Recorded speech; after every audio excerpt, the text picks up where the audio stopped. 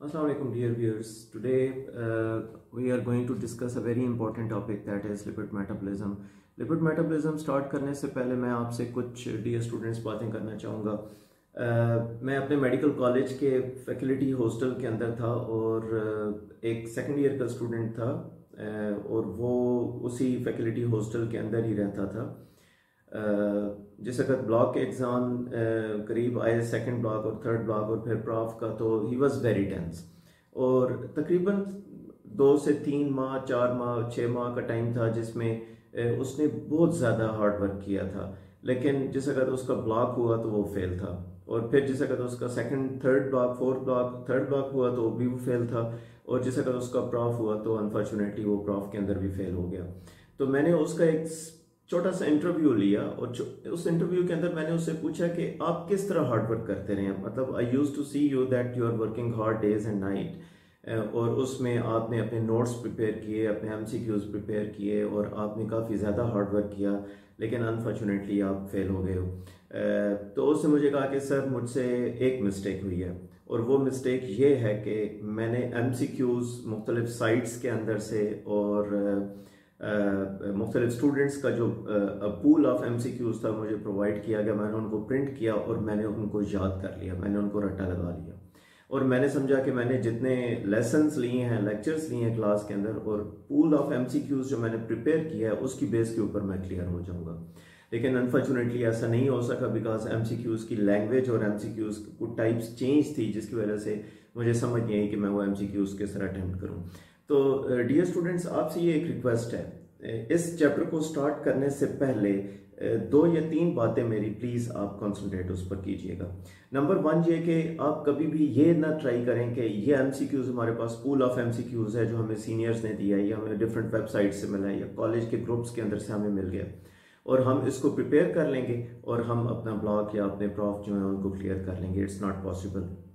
Number 2 ये है कि देयर इज़ नो शॉर्टकट, कि अगर आप ये कहें कि हम एससीक्यूज या एमसीक्यूज प्रिपेयर कर लेंगे और हम विद इन 10 डेज 1 वीक और 2 वीक्स हम प्रिपेयर कर लेंगे और हम पास हो जाएंगे, it's not possible. And the aim is not just to pass the exam, the aim should be that you should get एटलीस्ट 70-75% मार्क्स इंशाल्लाह। तो इशू ये है कि आप लोग क्या करते हैं कि शॉर्ट टाइम के अंदर बहुत ज़्यादा काम करने की कोशिश करते हैं और आप ये समझते हैं कि हम थोड़ा सा टाइम देने से बायोकेमिस्ट्री को, एनाटॉमी, फिजियोलॉजी को, अदर सब्जेक्ट्स को भी हम बहुत ज़्यादा हार्ड वर्क से बच के और अपने ब्लॉक और अपने प्रॉफ को पास कर सकते हैं। It's not possible. जैसे जैसे आपका टाइम ब्लॉक के करीब आता है या प्रॉफ के करीब आता है, एग्जाम के करीब आता है, आपका कोर्स पाइल अप हुआ होता है और आपका अमाउंट ऑफ टेंशन जो है वो इंक्रीज होना शुरू हो जाती है। तो आपका जो माइंड है वो रिलैक्स नहीं रह सकता और अनलेस आप रिलैक्स्ड माइंड के साथ काम नहीं करेंगे, you will not be able to clear the exam. So ये ग्रेजुअल प्रोसेस है, डे बाय डे अपना लेक्चर्स को प्रिपेयर करें। ये जो आप आज लेक्चर यहाँ पर सुनेंगे, it's a sort of crash course. Crash course में ये है कि we are not going to give you the detail lectures. हम लिपिड मेटाबॉलिज्म, जो आप फैट्स एंड लिपिड्स इनटेक करते हैं उनका मेटाबॉलिज्म किस तरह होता है, कौन से नए पार्टिकल्स बनते हैं, कौन से नए मॉलिक्यूल्स बनते हैं, कौन से मॉलिक्यूल्स ब्रेकअप होते हैं और हमें एनर्जी यील्ड करते हैं, कौन कौन से साइकिल्स हैं, वो हम इस चैप्टर के अंदर पढ़ेंगे। फर्स्ट 1-2 स्लाइड्स के अंदर मैं ओवरव्यू ऑफ द चैप्टर आपको दूंगा जो कि बहुत इंपॉर्टेंट है। कुछ स्टूडेंट्स ने मुझे कहा था कि सर आप लिपिड मेटाबॉलिज्म का एक ओवरव्यू दें कि हमने लिपिड मेटाबॉलिज्म के अंदर करना क्या क्या होगा। तो मैं आपको बताता चलूँ कि लिपिड मेटाबॉलिज्म जो है उसका फर्स्ट 2 स्लाइड्स हम ओवरव्यू देंगे और फिर हम प्रॉपर लिपिड मेटाबॉलिज्म स्टार्ट करेंगे और ये क्रैश कोर्स लिपिड मेटाबॉलिज्म जो है ऑलमोस्ट 3 to 4 लेक्चर्स के अंदर हम क्लियर करेंगे। हर लेक्चर के एंड पर कुछ मिक्स्ड एमसीक्यूज होंगे, not only from this lecture but every lecture जो एट द एंड एमसीक्यूज होंगे, मिक्स एमसीक्यूज होंगे। आपने सिर्फ इन एमसीक्यूज को तैयार नहीं करना, इन एमसीक्यूज को, these MCQs are provided just to clear the concepts, या किस टाइप के एमसीक्यूज आपके ब्लॉक के अंदर आ सकते हैं उसका एक हिंट देना मकसद है। इस चैप्टर को आपसे मैं रिक्वेस्ट ये करूंगा कि पूरी कंसंट्रेशन के साथ सुने। सो नंबर 1 ये कि जिस वक्त आपके एनफ टाइम है, जिस वक्त आपके ऊपर टेंशन माउंट नहीं हुई हुई है, उस वक्त काम करना सीखें, उस वक्त आप ये इन चैप्टर्स को प्रिपेयर करना सीखें। जिस वक्त आपका कोई और काम ना हो, आपकी व्हाट्सएप, आपकी ट्विटर, आपका फेसबुक एक्टिविटीज़ ब्लॉक हुई हुई हो, फुल कंसंट्रेशन के साथ ये 20-25 मिनट्स का लेक्चर सुनिए और उसके बाद एमसीक्यू सीरियसली अटेंड कीजिए। Please try to write down the things, और जहां पर आपको समझ नहीं आती आप अगेन एंड अगेन उस लेक्चर को आप सुनने की कोशिश करें। इसके अलावा अगर if you have still queries in understanding different topics, you can message me in the text box and I will respond quickly इंशाल्लाह। So let's start that lecture. Lipid metabolism, it's not so difficult. अगर आप जिस तरीके से आपको पढ़ाया जाएगा, अगर आप उस तरीके से तैयार करेंगे तो आपको लिपिड मेटाबॉलिज्म फिंगर टिप्स के ऊपर प्रिपेयर हो सकेगा। और वो हमने किस तरीके से करना है, चले आइए देखते हैं प्लीज। लिपिड मेटाबॉलिज्म या जो प्रेपरेशन है उसमें हम इस टॉपिक के अंदर देखेंगे एमसीक्यूज एंड एमसीक्यूज के आंसर्स और उनकी जस्टिफाइड आंसर्स, जस्टिफिकेशंस भी हम देखेंगे, और लिपिड मेटाबॉलिज्म का ओवरव्यू क्या है, चलें आइए देखते हैं। लिपिड केमिस्ट्री जो है या लिपिड मेटाबॉलिज्म जो है, इसके अंदर हम बेसिकली इसका मेटाबॉलिज्म देखेंगे, फिर हम different cycles and different shuttles हम इसके अंदर कवर करेंगे। मेटाबॉलिज्म कौन कौन से हैं, let me select the laser. इसमें मेटाबॉलिज्म कौन कौन से हैं, वो डिफरेंट मेटाबॉलिज्म अभी हम देखते हैं इन डिटेल, लेकिन लिपिड केमिस्ट्री को अगर हम 4 मेन ग्रुप्स में डिवाइड करें तो नंबर 1 हम इसके अंदर मेटाबॉलिज्म पढ़ेंगे, number 2 is the cycles and shuttles हम इसके अंदर कवर करेंगे, देन एंजाइम्स और उन एंजाइम्स से रिलेटेड डेफिशिएंसीज और जेनेटिक इनहेरिटेड डिसऑर्डर्स कौन कौन से होंगे वो भी हम डिस्कस करेंगे, और cyclic products and related clinical conditions कौन कौन सी हैं, साइक्लिक प्रोडक्ट इंक्रीज हो या डिक्रीज होगा, कौन कौन सी क्लिनिकल डिजीजेज या क्लिनिकल कंडीशन सामने आएंगी, वो भी हम इसी चैप्टर के अंदर देखेंगे। और ये लिपिड केमिस्ट्री हम ऑलमोस्ट 4 लेक्चर्स के अंदर कवर करेंगे। This is the first lecture of the series of 4 lectures, और इसमें हम साइकिल्स और शंट्स कौन कौन से या शटल्स कौन कौन से देखेंगे। वो 2 किस्म के हैं, एक HMP शंट है जो हम इस चैप्टर के अंदर कवर करेंगे, इसके अलावा हमारे पास बीटा ऑक्सीडेशन है और हमारे पास कार्निटीन शटल्स है।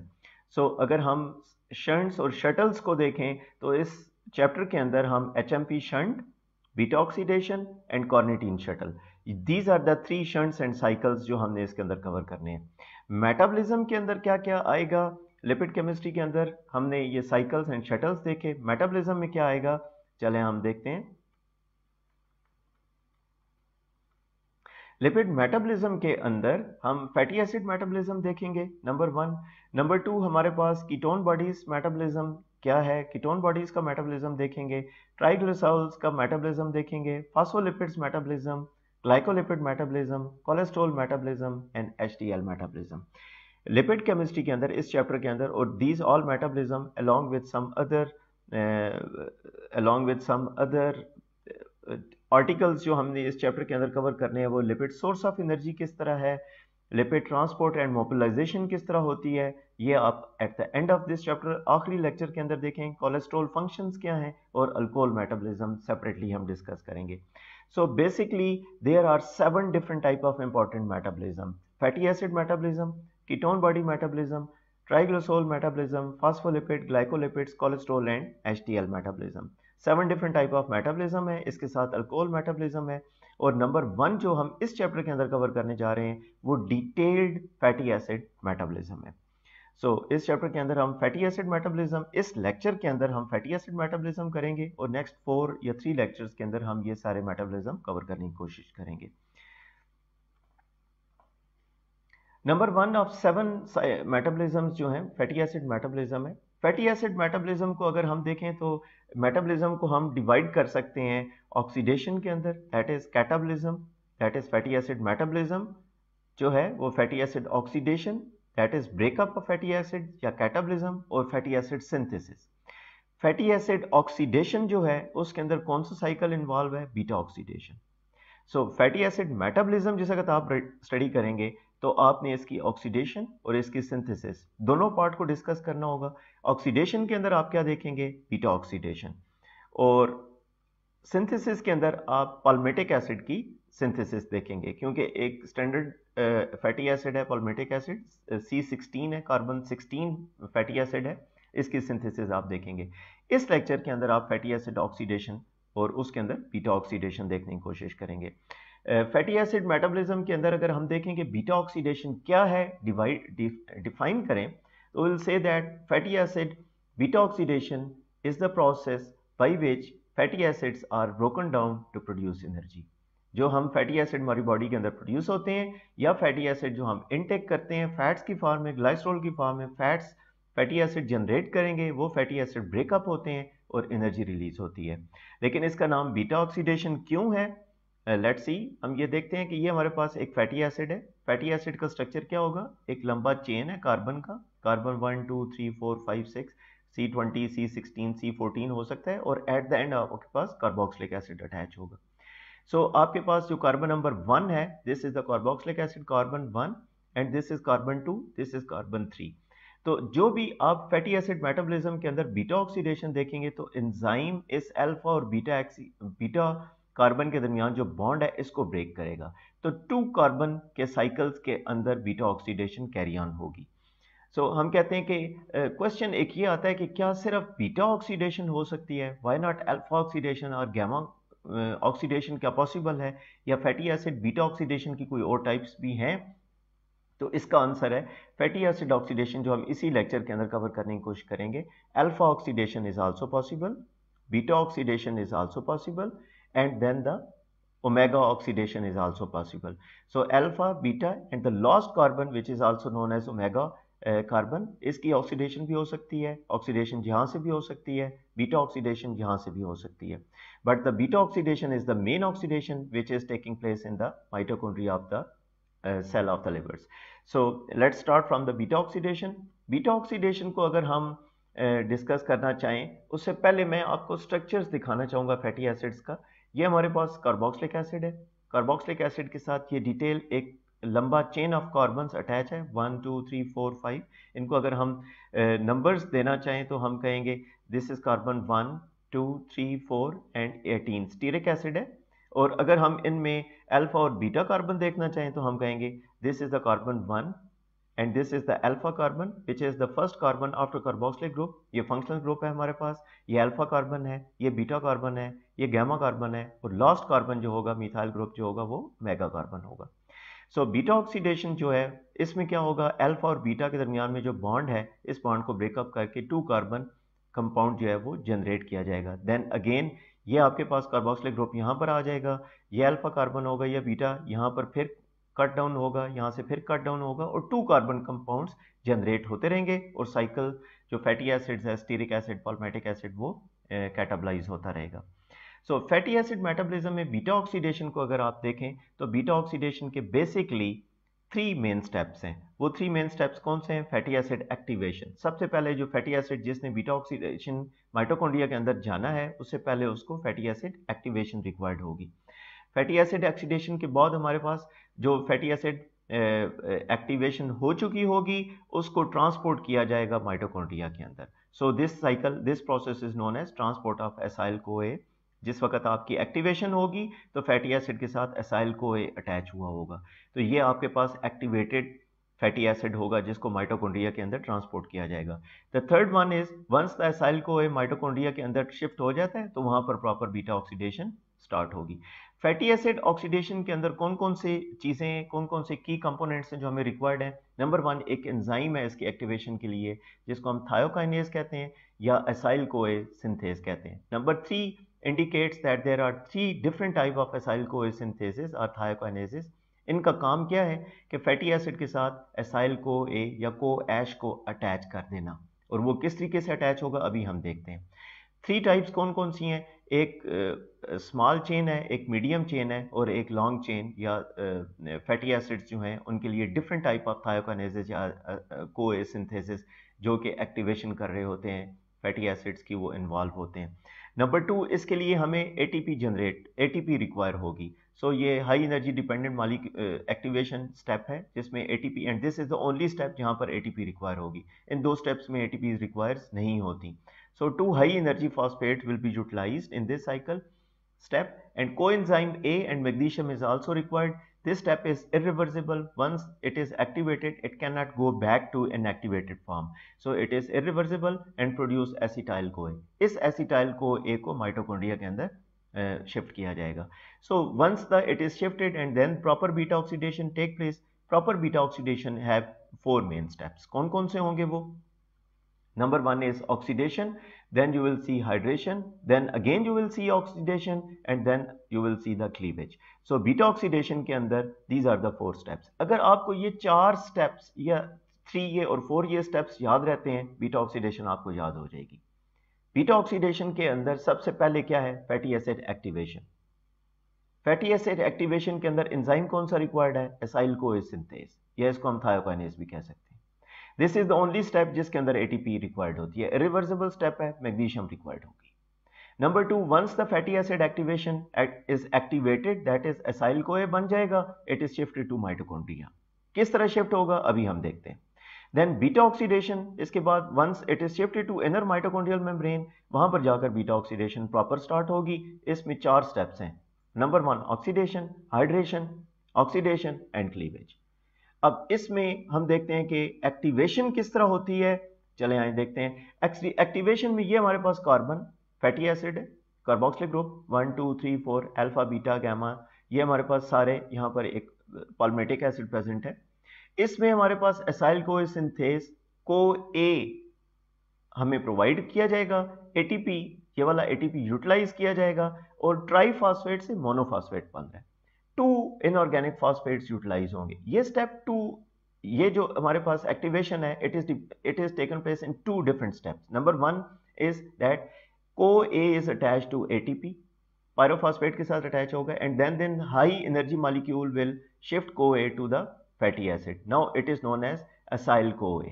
और ये हमारे पास एसिटाइल CoA जो यहाँ पर जनरेट होगा. फर्स्ट नंबर 1 एसिटाइल CoA, ये एसिटाइल को TCA साइकिल के अंदर चलेगा.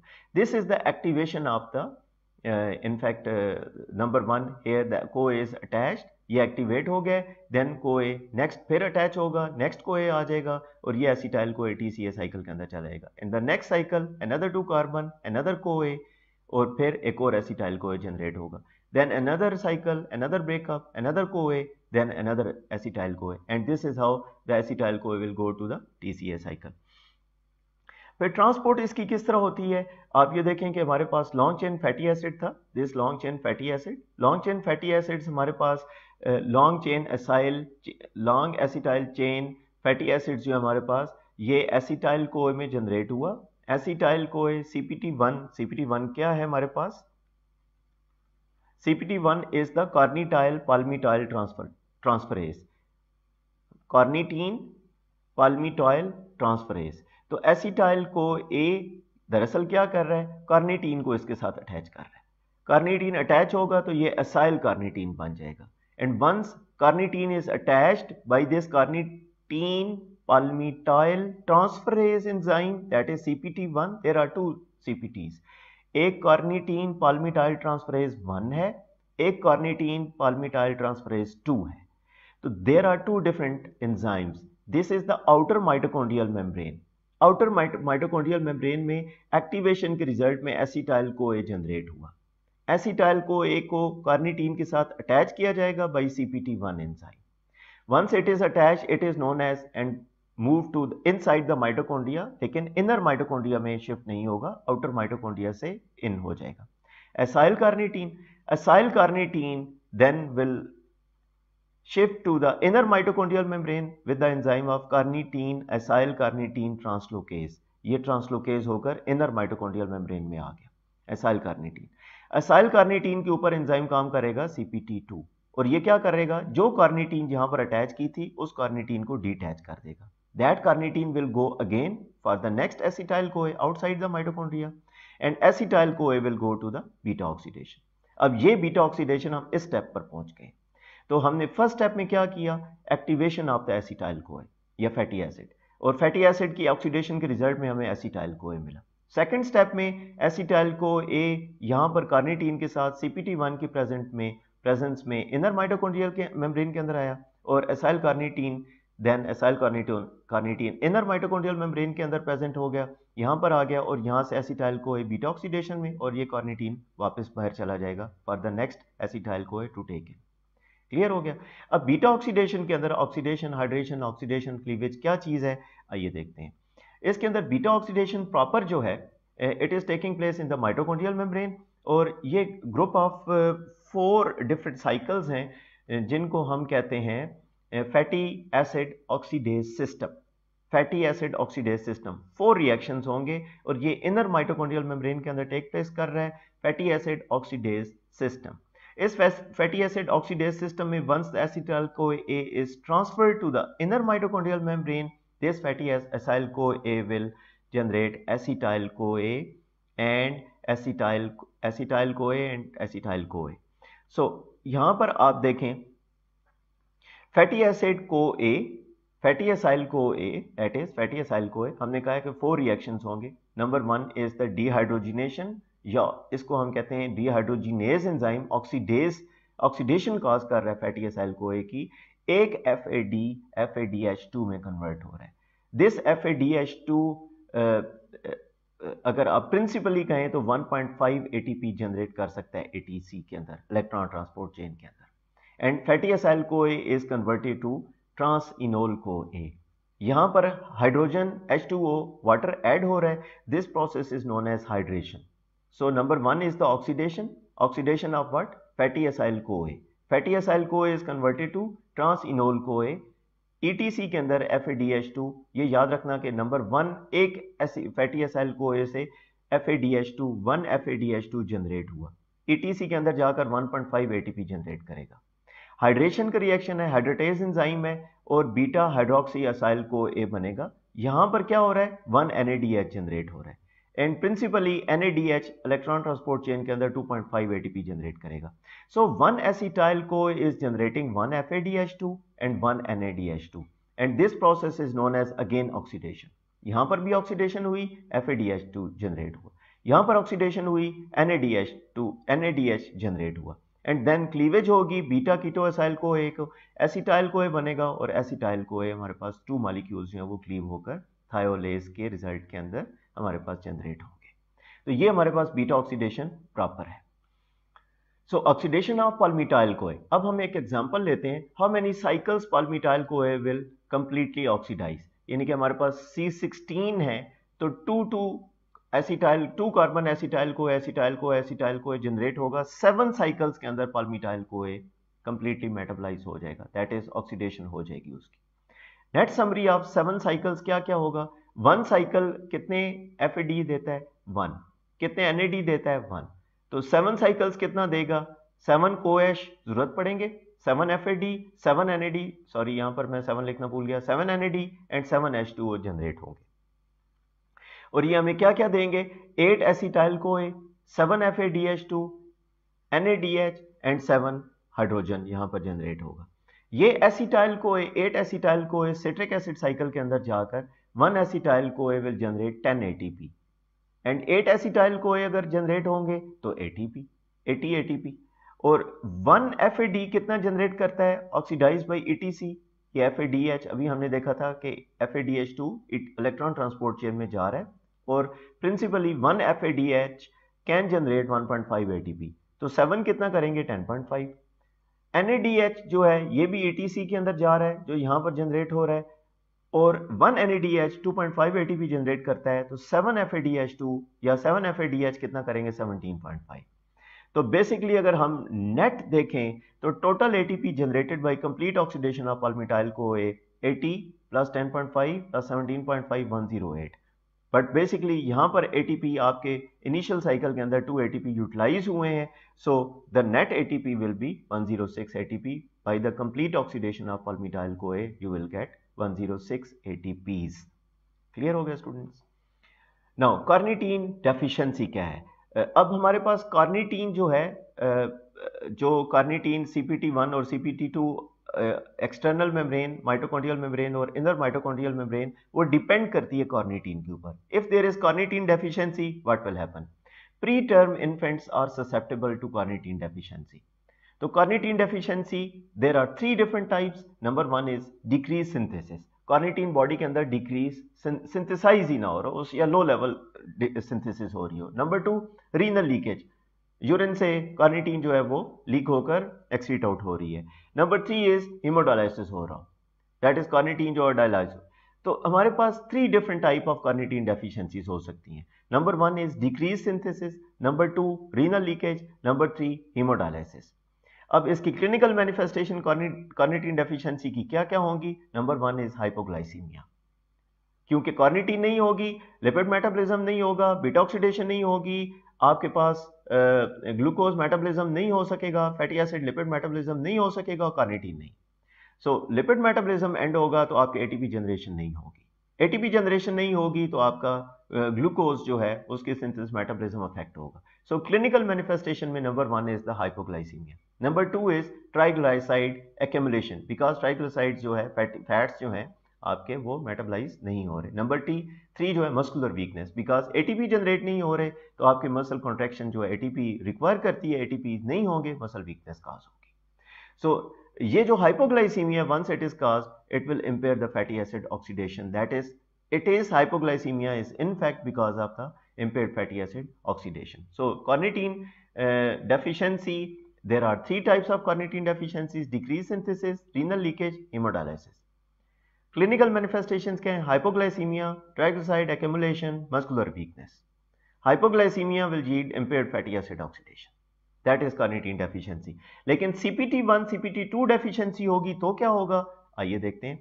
palmitoyl carnitine deficiency, that is CPT1 and CPT2 inherited disorders जो हैं या deficiencies जो हैं वो कौन कौन सी हैं? CPT1 में क्या होगा देखते हैं। liver affect होगा, फैटी एसिड ऑक्सीडेशन जो है वो डाउन हो जाएगी, that is low level of fatty acid oxidation नहीं हो सकेगी, even ketone body synthesis promote होगी और हाइपोग्लाइसीमिया काज करेगा, और diabetes treated with sulfonyl urea या डिफरेंट ड्रग्स हैं जैसे टालब्यूटामाइड है या गिलबेनक्लामाइड है, ये हमारे पास सीपीटी इनहिबिटर्स हैं। ये क्या काज करते हैं? फैटी एसिड ऑक्सीडेशन को डाउन रेगुलेट कर देते हैं एंड ग्लूकोनियोजेनेसिस को भी डाउन रेगुलेट कर देंगे, न्यू ग्लूकोज नहीं बनेगा, डायबिटीज ट्रीट हो जाएगी। So CPT1 deficiency will lead to liver, fatty acid oxidation down हो जाएगी, लिवर डिसऑर्डर्स होंगे, ketone body synthesis up regulate हो जाएगी, हाइपोग्लाइसीमिया होगा, डायबिटीज जो ट्रीट करते हैं सल्फोनाइल यूरिया के साथ, टालब्यूटामाइड के साथ, CPT1 इनहिबिटर है, CPT1 जिस वक्त इनहिबिट हो जाएगा, एसिटाइल कोई माइटोकॉन्ड्रिया में नहीं जा सकेगा, एटीपी जनरेट नहीं होंगे, बीटा ऑक्सीडेशन ब्लॉक हो जाएगी, ग्लूकोनियोजेनेसिस नहीं हो सकेगी। CPT2 के साथ क्या केस होगा? स्केलेटल डिसऑर्डर्स को मेनली अफेक्ट करता है, टू माइनर एक्सटेंट यानी कि लिवर को भी डिसऑर्डर करता है, लेकिन मेनली स्केलेटल मसल्स को अफेक्ट करेगा।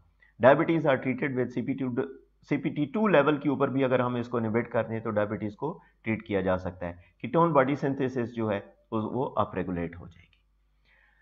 सडन इन्फेंट डेथ सिंड्रोम या सिड्स भी हम इसे कहते हैं, ये क्या चीज है? Unexpected death of healthy infants overnight, suddenly infant जो है उसकी डेथ हो जाती है। टोटल जो 10% ऑफ द सिड्स हैं सडन इन्फेंट डेथ सिंड्रोम जो है, it is because of the medium chain acyl कोए डिहाइड्रोजिनेज डेफिशिएंसी, MCAD डेफिशिएंसी जिसे हम कहते हैं। हमने कहा था थायोकाइनेसिस 3 टाइप्स के हैं, 3 आपको याद होगा, medium chain, long chain, very long chain. तो मीडियम चेन एसाइल कोए डिहाइड्रोजिनेज डेफिशिएंसी अगर होगी तो मीडियम चेन जो है फैटी एसिड्स उनकी ऑक्सीडेशन नहीं हो सकेगी, जिसकी वजह से सडन डेथ हो सकेगी, and this is only 10% of the seeds.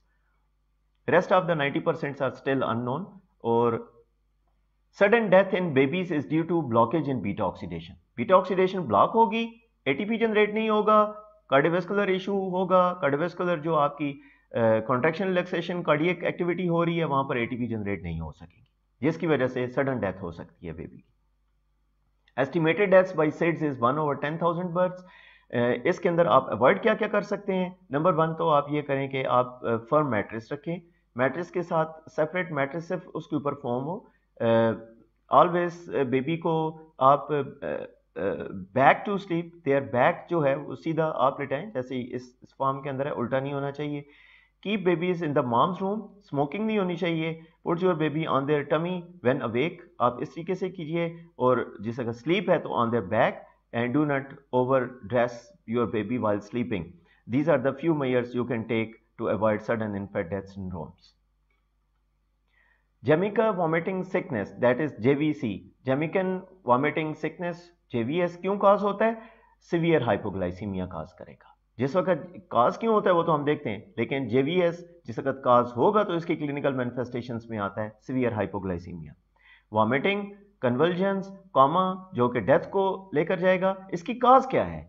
Use of अनराइपन एकी फ्रूट। एकी फ्रूट क्या चीजें हैं? दिस इज सॉर्ट ऑफ एकी फ्रूट्स जिसको ये अनराइपन फॉर्म के अंदर अगर आप टेक इन करेंगे तो इसके अंदर एक अनयूजुअल अमाइनो एसिड होता है जिसे हम कहते हैं हाइपोग्लाइसिन ए, जो इनहिबिट करता है एंजाइम असाइल कोए डिहाइड्रोजिनेज को।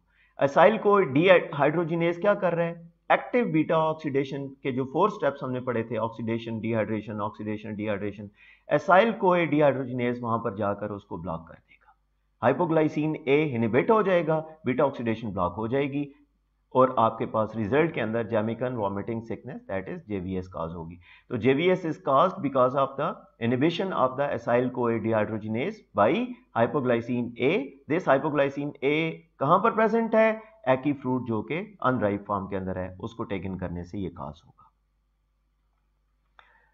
Oxidation of odd chain carbon fatty acids, हमने तो इवन चेन अभी पढ़ा था। ऑड चेन के अंदर क्या होगा? Beta oxidation of the odd chain saturated fatty acid is similar to even chain. Odd chain भी सिमिलर है इवन चेन में, वैसे ही 2 कार्बन निकलेगा, लेकिन लास्ट जो हमारे पास साइकिल होगा 3 कार्बन का रह जाएगा। Because 2 carbon 2 carbon 2 carbon 2 carbon, for example 16 cycles हैं तो 17 हो जाएंगे तो क्या होगा? लास्ट 2 कार्बन नहीं होगा, लास्ट 3 कार्बन होगा। Fatty acids except the last and the final beta oxidation cycle, a 3 carbon fragment is left behind compared to the 2 carbon in even chain. This 3 carbon propionyl CoA is converted to succinyl कोए, और वो किस cycle में जाता है? आइए देखते हैं। प्रोपेनाइल कोए के ऊपर प्रोपेनाइल कोए कार्बोक्सिलेज काम करेगा, कार्बोक्सिलेशन हो जाएगी, कार्बन डाइऑक्साइड ऐड, तो मिथाइल मेलोनाइल कोए बनेगा। मिथाइल मेलोनाइल कोए से मिथाइल मेलोनाइल कोए बनेगा। मिथाइल मेलोनाइल कोए ए के ऊपर मिथाइल मेलोनाइल कोए म्यूटेज, this is a very important enzyme जो कि कोएंजाइम B2 विटामिन B12 जो है उसके ऊपर टेक प्लेस कर रहा होगा। ये एंजाइम क्या करता है? सक्सिनाइल कोए बनाता है और सक्सिनाइल कोए क्रेब्स साइकिल के अंदर चला जाएगा। लेकिन इस एंजाइम की डेफिशिएंसी की वजह से या B12 की डेफिशिएंसी की वजह से क्या क्या हो सकता है वो देखते हैं हम। तो आप इस स्टेप को देखें, मिथाइल मेलोनाइल कोए को मिथाइल मेलोनिक एसिड के अंदर कन्वर्ट किया जाता है। B12 डेफिशिएंसी अगर होगी तो क्या होगा? लेट्स सी, देखते हैं। तो methyl malonic acidemias, that is raise level of methyl malonic acid in the body, this is known as methyl malonic acidemias. हम क्या कर रहे हैं? हम कर रहे हैं कि ऑड चेन फैटी एसिड अगर होगा तो क्या होगा? इवन चेन में तो बीटा ऑक्सीडेशन में हमने कहा कंप्लीट ऑक्सीडेशन हो जाएगी, पॉल्मेटिक एसिड की 7 साइकिल्स में हो जाएगी। लेकिन अगर 17 कार्बन फैटी एसिड है तो क्या होगा? तो लास्ट साइकिल में 3 कार्बन प्रोपेनाइल कोए बचेगा। प्रोपेनाइल कोए को मिथाइल मेलोनाइल कोए में कन्वर्ट किया जाएगा। दिस मिथाइल मेलोनाइल कोए इज कन्वर्टेड टू सक्सिनाइल कोए जो क्रेब्स साइकिल में चला जाएगा। बट इस एंजाइम की डेफिशिएंसी और विटामिन B12 डेफिशिएंसी में क्या होगा? मिथाइल मेलोनिक एसिडीमियाज काज होंगे।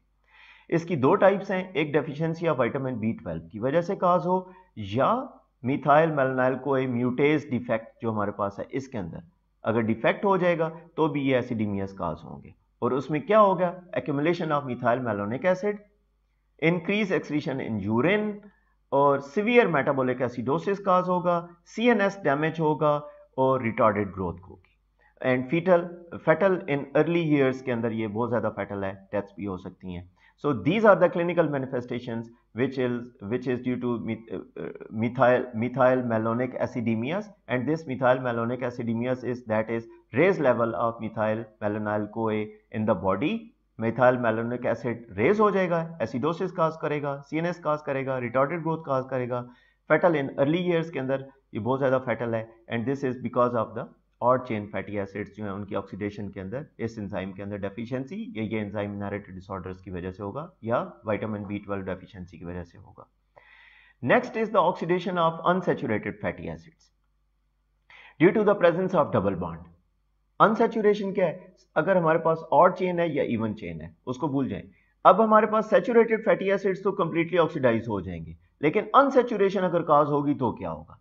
अनसैचुरेशन, डबल बॉन्ड अगर प्रेजेंट होगा तो अनसैचुरेशन होगी। Unsaturated fatty acids are not reduced, simply ये रिड्यूस नहीं हो सकते to the same extent as saturated fatty acids, low energy yield करेंगे। Therefore oxidation of unsaturated fatty acids less energy yield करते हैं, and oxidation of only double bond containing carbon creates problem beta oxidation के अंदर। इसका मतलब ये है यहां पर डबल बॉन्ड है 9 और 10 के दरमियान में, तो तो जहां तक डबल बॉन्ड नहीं है, नंबर 1 एसिटाइल को है, नंबर 2 एसिटाइल को है, नंबर 3 एसिटाइल को है, 4th एसिटाइल को के अंदर जाकर प्रॉब्लम होगा। सो यहां पर क्या होगा, यहां पर प्रॉब्लम होगी। यहां तक आपके 3 एसिटाइल को जनरेट हो गए, यहां पर आकर प्रॉब्लम होगा। यहां पर अगर प्रॉब्लम को डबल बॉन्ड यहां पर शिफ्ट होगा, यहां पर शिफ्ट होगा, और यहां पर इसे कट करके 6 एसिटाइल को यहां से जनरेट किए जाएंगे। इनोल को आइसोमरेज एंजाइम है जो कि इस डबल बॉन्ड को शिफ्ट यहां पर कर देगा। Then beta oxidation of long chain fatty acids. Long chain fatty acids जो हैं वो पेरोक्सिसोम्स में हो रही होती है। अमूमन 16 या 18 fatty carbon containing fatty acids जो हैं वो बीटा ऑक्सीडेशन हो सकती है पॉल्मेटिक एसिड तक या स्टीरिक एसिड तक। लेकिन 20 या 20 प्लस में लॉन्ग चेन फैटी एसिड्स होंगे तो उसमें पेरोक्सिसोमल डिग्रेडेशन होगी। That is beta oxidation occurs in peroxisomes in modified form. इसके अंदर क्या है, very long chain fatty acids above 20 carbon, उसमें क्या होगा, या ये माइक्रोसोम्स में ओमेगा ऑक्सीडेशन होगी, यहां पर कार्बोक्सिलिक एसिटाइल को और फैटी एसिड्स डायरेक्टली जो माइटोकॉन्ड्रिया में जा सकते हैं वो लेस देन 18 है, 16 तक जा सकते हैं वो। लेकिन अगर लॉन्ग चेन फैटी एसिड्स होंगे तो एसिटाइल को बनेगा, पेरोक्सिसोम्स में आएंगे, H2O2 जनरेट होगा और H2O2 को अलग से ट्रीट किया जाएगा और एसिटाइल को जो जनरेट होगा उसको माइटोकॉन्ड्रिया में भेज दिया जाएगा। So this is something very important and this is acyl-CoA dehydrogenase peroxisomes के अंदर एक एंजाइम है, FADH2 डिपेंडेंट है, लेकिन ये FADH2 इलेक्ट्रॉन ट्रांसपोर्ट चेन में जाकर एनर्जी यील्ड नहीं करेगा। पेरोक्सिसोमल FADH2 एनर्जी यील्ड नहीं करते। सो पेरोक्सिसोमल FADH2 प्लस O2, पेरोक्सिसोम्स के अंदर ऑक्सीजन रिएक्ट करेगी FAD एंड H2O2। ये H2O2 डेंजरस है। H2O2 को कैटालेस के साथ साइटोप्लाज्मिक कैटालेस साइटोप्लाज्म में आएगा, वाटर और ऑक्सीजन के अंदर कन्वर्ट कर दिया जाएगा। No ATP synthesis since reducing equivalent that is FADH2 electron transport chain में नहीं जा रहा, लिहाजा यहां से कोई एनर्जी यील्ड नहीं होगी। Peroxisomes involved in initial oxidation of LCFA that is C20C22। तो अगर आपसे ये कोई क्वेश्चन करे कि पेरोक्सिसोमल बीटा ऑक्सीडेशन क्यों इंपॉर्टेंट है, because long chain fatty acids 20 और 22 अबव 22 पेरोक्सिसोमल बीटा ऑक्सीडेशन उसके लिए, बिकॉज हम long chain fatty acids very long chain fatty acids accumulate हो जाएंगे बॉडी के अंदर और बीटा ऑक्सीडेशन उसकी नहीं हो सकती तो भी डिजीजेस होंगी। सो पेरोक्सिसोम्स अगर प्रेजेंट ही नहीं है तो very long chain fatty acids को ट्रीट करना मुश्किल होगा। कौन कौन सी क्लिनिकल कंडीशंस उस सूरत में सामने आएंगी अभी हम देखते हैं। Beta oxidation is induced by high fat diet and administration of hypolipidemic drugs। उसमें बीटा ऑक्सीडेशन पेरोक्सिसोमल ऑक्सीडेशन स्टार्ट हो जाएगी। और अगर आपके पास पेरोक्सिसोम्स प्रेजेंट नहीं है या इसके अंदर असाइल-CoA डिहाइड्रोजिनेज डेफिशिएंसी है तो क्या होगा, ज़्वेलगर सिंड्रोम।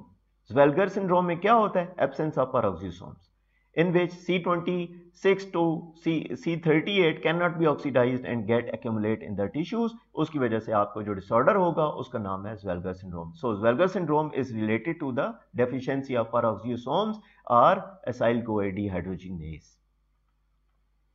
अल्फा ऑक्सीडेशन, हमने शुरू में कहा था ऑक्सीडेशन की 3 टाइप्स हैं, alpha oxidation, beta oxidation and omega oxidation. तो हमने बीटा ऑक्सीडेशन कंप्लीट की, अब हम अल्फा ऑक्सीडेशन देखते हैं।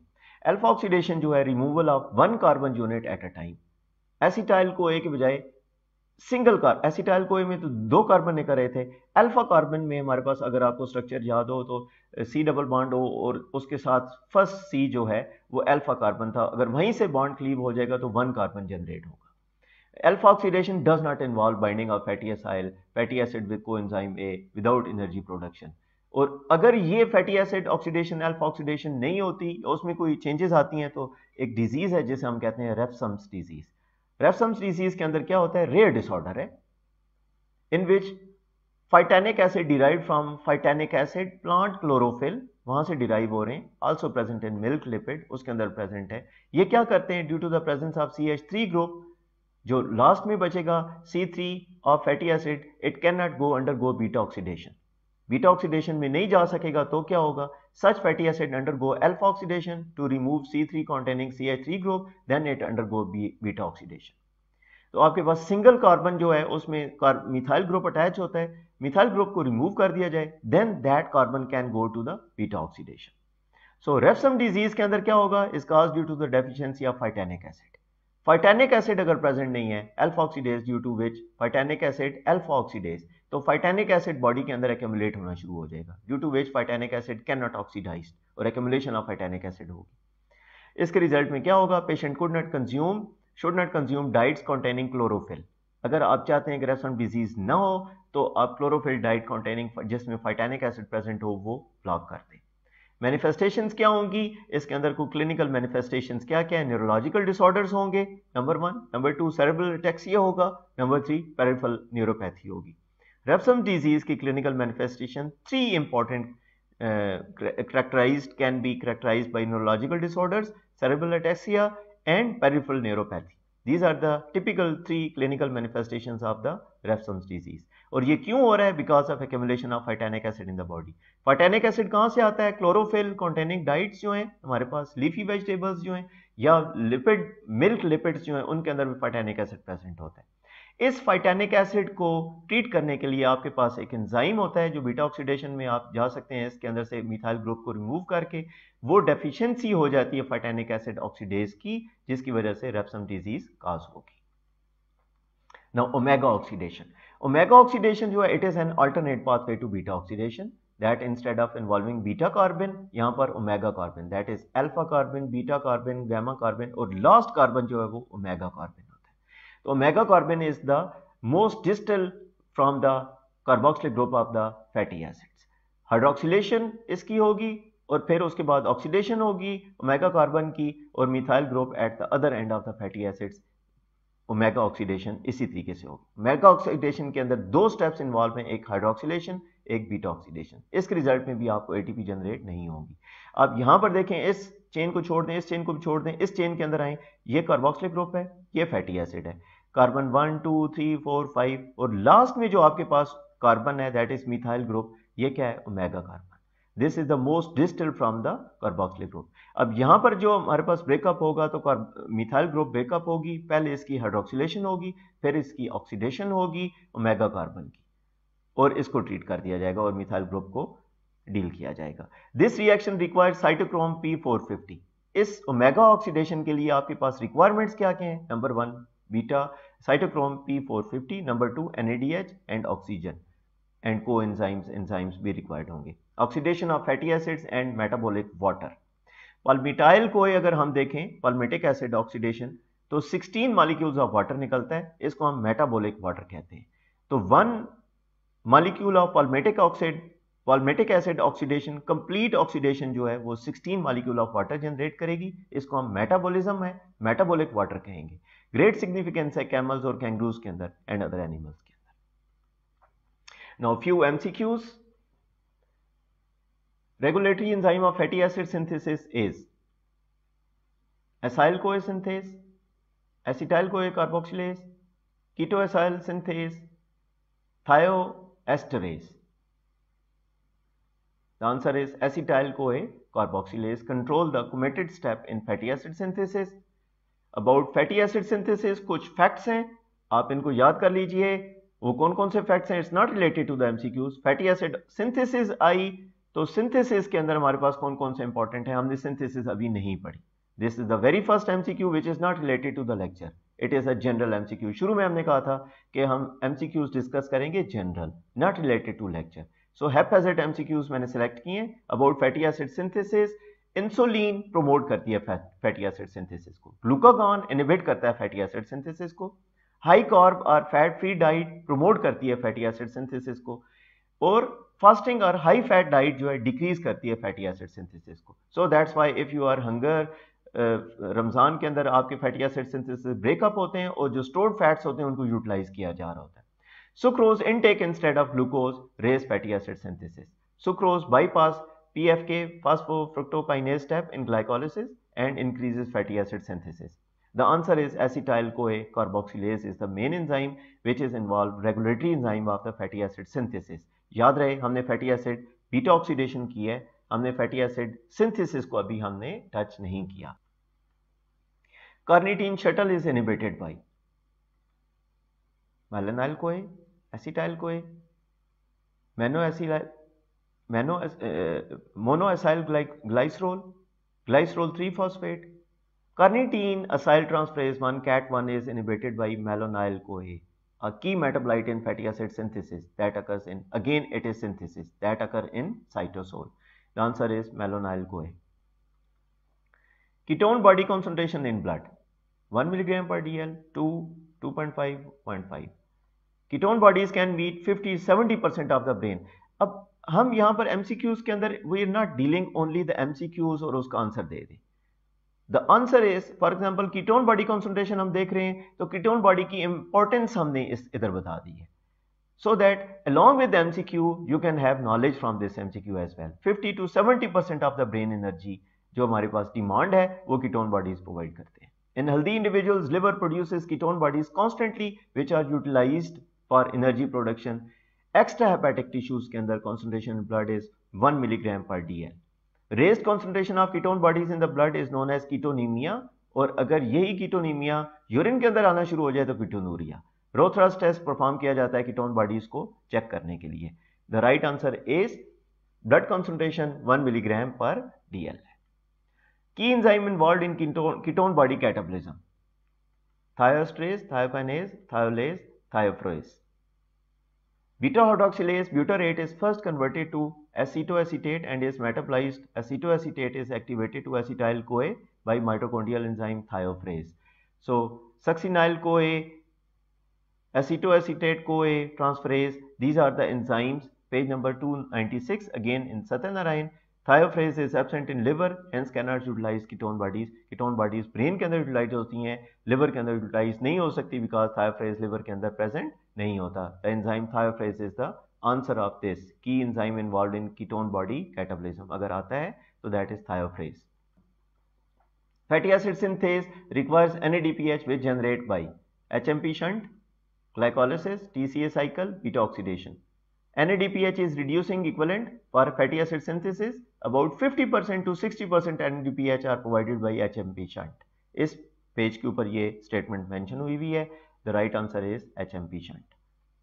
Beta oxidation of fatty acid mainly occurs in the adipose tissues, brain, liver, muscles, liver. Complete hydrolysis of palmitic acid yields 129, 131, 146, 148. Oxidation of palmitic acid yields 7 NAD, 7 FAD, 8 acetyl-CoA. Total 108 थे, 2 utilise हुए थे, तो net आपके पास जो आएंगे वो 129 आएंगे.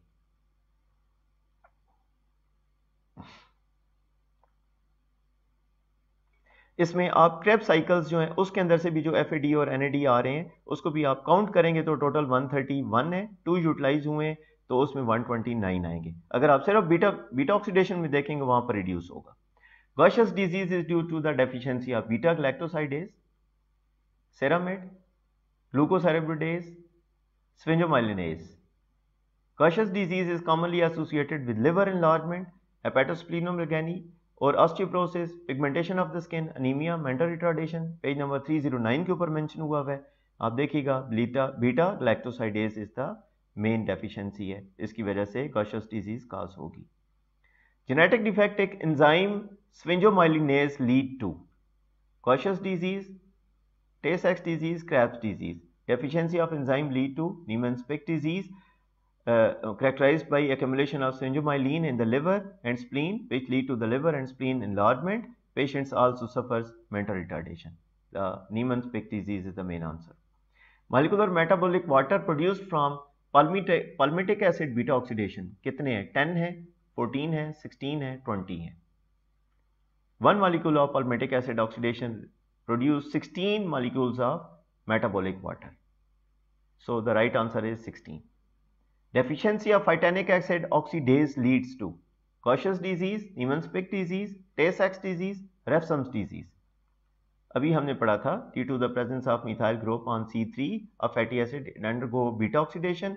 Such fatty acid undergo alpha oxidation, cannot go undergo beta oxidation. Alpha oxidation में जाएंगे जहां से C3 को ऊपर से मिथाइल ग्रुप को रिमूव किया जाएगा and then it undergo beta oxidation. लेकिन इस एंजाइम को रिमूवल के लिए जो एंजाइम है पाइटैनिक एसिड अल्फा ऑक्सीडेज एंजाइम, उसकी डेफिशिएंसी से रेफसन डिजीज काज होगी. न्यूरोलॉजिकल डिसऑर्डर है cerebral ataxia and peripheral neuropathy, 3 clinical manifestations. Alpha oxidation of fatty acid can be best described as it is similar to beta oxidation with 2 carbon removal with production of ATP. It is similar to beta oxidation with 1 carbon removal and with generation of ATP. It involves one carbon removal and without generation of ATP. It does not involve binding of fatty acyl-CoA coenzyme A without generation of ATP. The best statement is removal of one carbon unit at a time by the alpha oxidation में alpha oxidation atom of the fatty acid. Alpha oxidation does not involve binding of fatty acid with coenzyme A without generation of energy. So energy नहीं होगी. Fourth statement is the best statement which can describe the alpha oxidation. Jamaican vomiting sickness क्या है? CoA dehydrogenase inhibiting alpha oxidation. Hypoglycine A inhibits the enzyme acyl-CoA dehydrogenase inhibiting beta oxidation. यहाँ पर alpha oxidation, यहाँ पर beta oxidation. Hypoglycine A inhibits the enzyme acyl-CoA synthase inhibiting beta oxidation. या hypoglycine A inhibits the enzyme enol hydratase inhibiting beta oxidation. इसमें alpha oxidation है, इन 3 में beta oxidation है. अब इन 3 के अंदर से या अल्फा ऑक्सीडेशन है या बीटा ऑक्सीडेशन है, पहले ये करें. अगर अल्फा ऑक्सीडेशन नहीं है इसको निकाल दें. इट मींस 3 आंसर्स रह जाएंगे. 3 आंसर्स के अंदर से एलिमिनेट करें. Dehydrogenase, synthase, hydratase. कौन सा है? हाइड्राटेज तो हो नहीं सकता, इन 2 में से कोई एक है. तो हम देखते हैं. सीवियर हाइपोग्लाइसीमिया, वॉमिटिंग, कन्वर्जन, ये है कॉज यूज ऑफ अनराइपन एकी जो कि हाइपोग्लाइसिन ए inhibits acyl-CoA dehydrogenase. This is the enzyme. So this statement is the best described Jamaican vomiting sickness. Thank you students. Thank you very much for your time, and if you like this lecture, please subscribe my channel and hit the bell icon button so that you can get the next 3 lectures of the crash course of the lipid metabolism. Thank you very much.